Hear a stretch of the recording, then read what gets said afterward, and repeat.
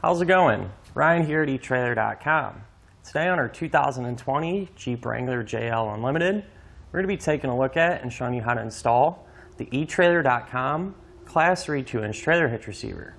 One of the things that separates this hitch from some of the others is that it's going to have a longer receiver tube. So the end of the receiver tube is going to sit about flush with our bumper and closer to the edge of our spare tire. And that's going to provide us with more clearance and make it a lot easier to use any folding accessories.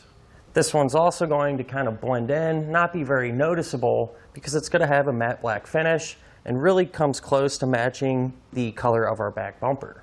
And because of its finish, it's going to stand up really well to the elements. So if you're doing any off-roading or outdoor activities, you're not going to have to worry about this rusting out or getting all scratched up. Since it is a Class 3 hitch, it's going to have that 2-inch by 2-inch receiver tube opening and a reinforced collar for extra strength.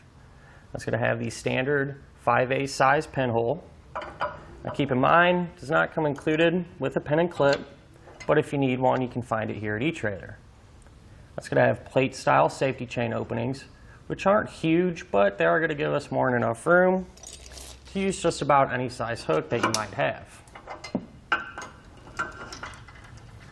Now, as far as the hitch's weight capacities go, it's going to have a 350-pound maximum gross tongue weight rating. So that's going to be the amount of weight pushing down on the hitch. So that'll work good for those 1 to 4 bike racks and many different types of cargo carriers. Now, as far as the maximum gross trailer weight rating goes, it's going to be 3,500 pounds. That's the amount of weight pulling on the hitch. So that's the weight of your trailer plus anything you might have on it. Now, this can be used with the weight distribution system, which is a separate component, but if you are using one of those, your weight capacities do increase.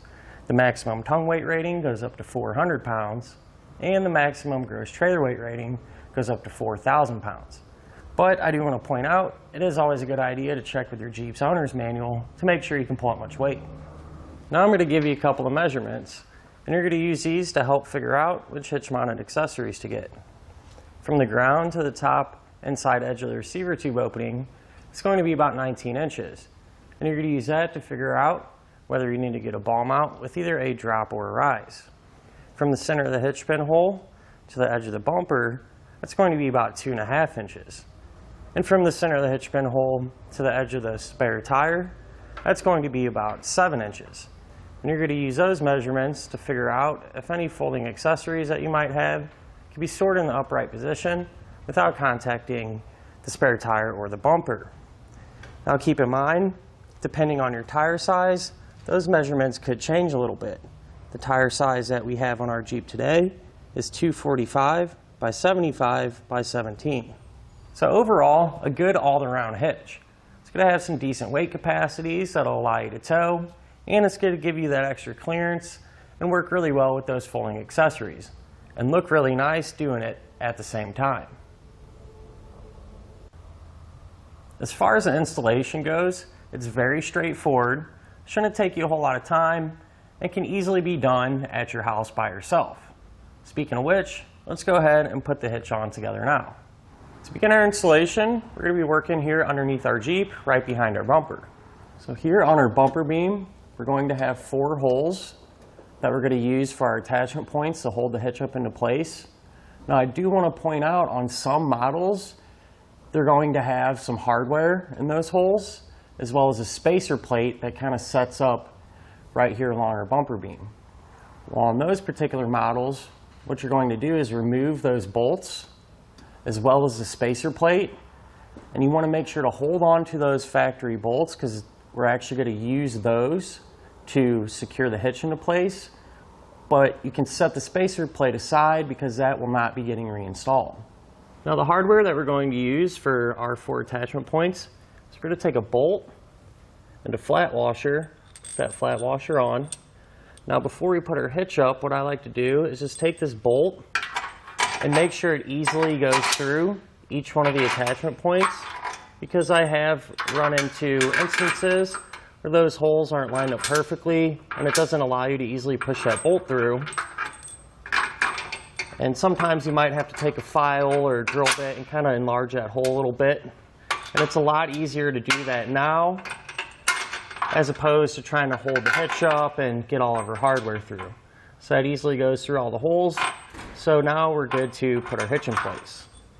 Now we can take our hitch and line up the holes in it with our attachment points.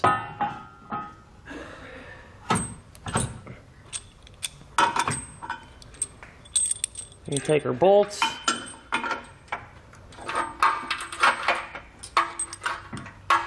and push them through.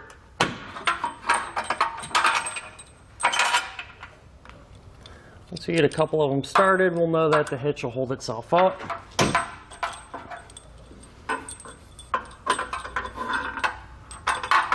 And it'll make everything a little easier to get aligned. Once we get a couple of bolts in place, the hitch should support itself. Then we can finish putting our other 2 bolts through.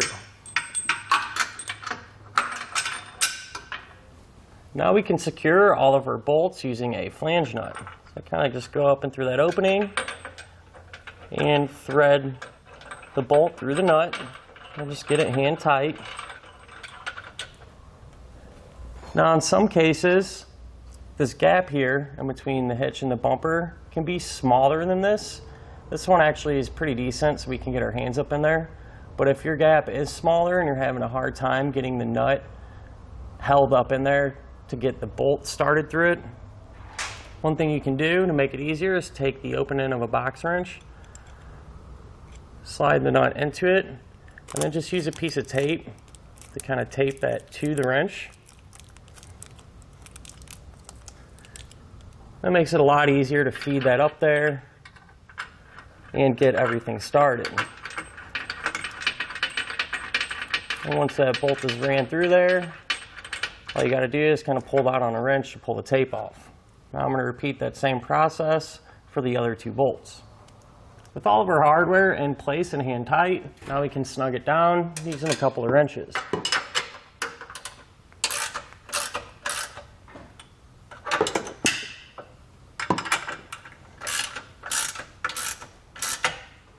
Now we can use a torque wrench to tighten down all the hardware to the amount specified in the instructions.